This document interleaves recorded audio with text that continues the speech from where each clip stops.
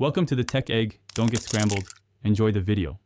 You start by confirming prerequisites and taking the first concrete actions. Install Flutter SDK and an IDE, then set your path and Android home so tools can run. Once done, run Flutter Doctor and fix any reported issues. Make sure emulators or devices are available. Next, create a new project with Flutter Create My App, change into that folder, and run Flutter Run to verify a baseline app is working before you modify code. You now implement the core parts of your app and understand why each choice matters. Organize UI into widgets. Prefer stateful widget for screens that update. For state, choose provider or riverpod for scalable apps or set state for simple pages. This affects testability and performance. Make navigation using Navigator 2, 0 or named routes as needed. When adding packages, update pubspec.